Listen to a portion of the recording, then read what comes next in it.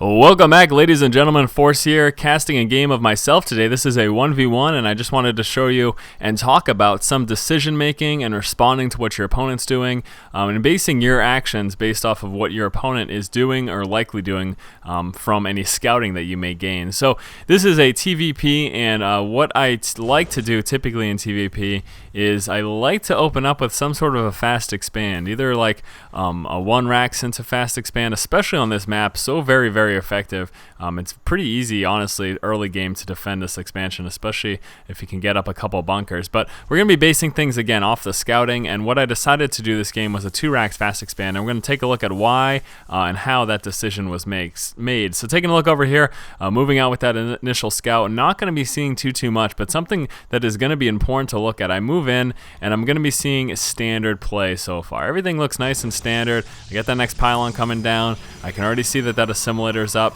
but what I'm going to be hanging out to check, and look at that little pentagram that I made there. What I'm going to be hanging out to check, though, is I want to see about this second gas. I want to know when the second assimilator is going down, and if it goes down. If it does not go down within the next like 30 seconds to a minute or so, what that tells me is one of two things are likely happening. He's either going to be going for a 4-gate 1 gas, or he's going to be going for an early expansion, like a 3-gate expand, something like that. Those are the two very likely things. So I'm going to be hanging around and be keeping an eye on that gas as long as possible. I can pretty much stay inside of his base until that first stalker comes out.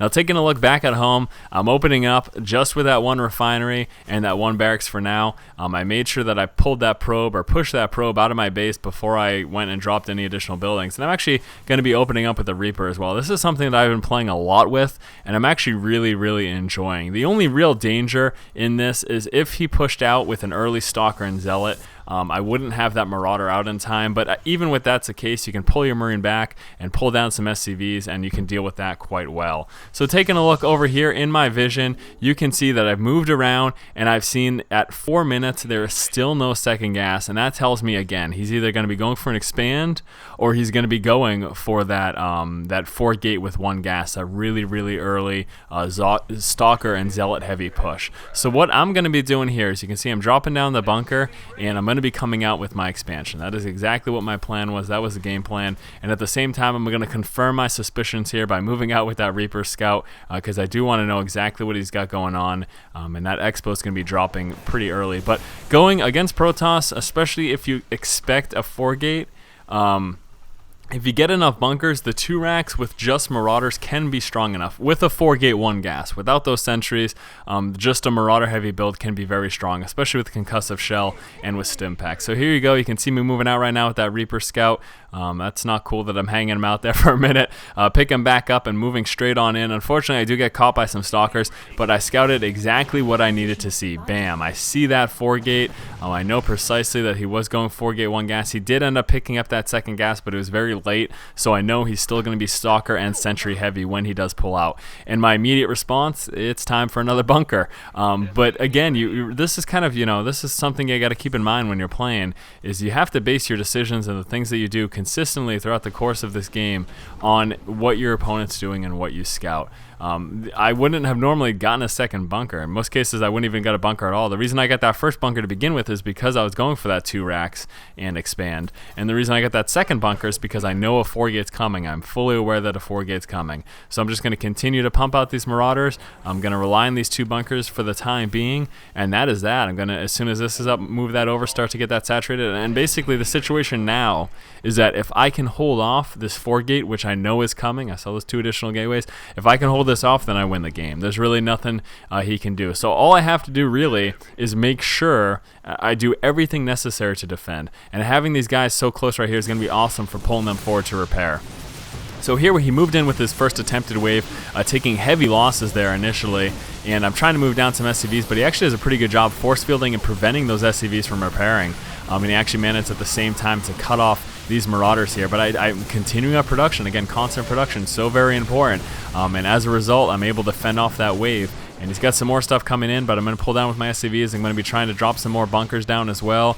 I'm trying to micro back those Stalkers. I don't want them to get caught off guard, but the Stalker is going to be so susceptible to this Marauder pressure and this Marauder attack early in the game. and at the same time just doing what I need to do, keeping up that continuous production. The only reason too I haven't dropped additional production buildings is because I vested so much into these additional bunkers, because like I said, if I can just fend this off, then the game is mine. He'll be so far behind economically that's really not a big deal.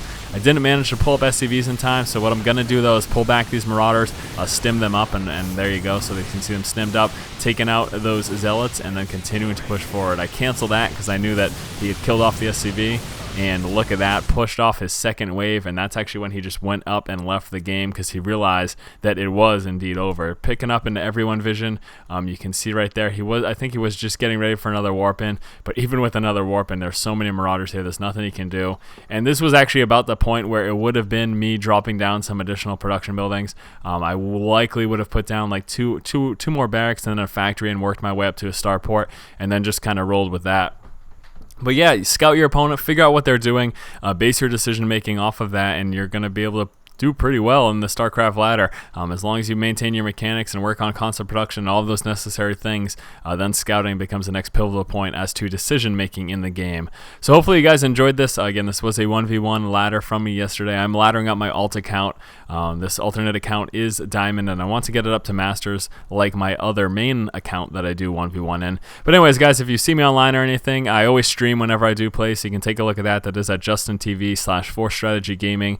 Feel free to say hi or whatever. So that about does it. If you guys enjoy the content, make sure you subscribe to the channel. And as always, guys, keep watching and keep owning. Getting ready to start that warp in process. You can see already hurting the economy of Smackacheese by forcing him to pull guys off the line just to try to kill off this pylon. I'm going to be placing pylons around the board, and here I go at this exact same time. Going to be moving out with these Marauders. I also have all of the barracks rally to the Marauders, and you can see keeping that econ nice and low, making sure that I've got the constant production going down. And what's going to happen right now is Tempest already warping in those Zealots, and even though he only killed a few workers right there, he was able to pull so many off the line.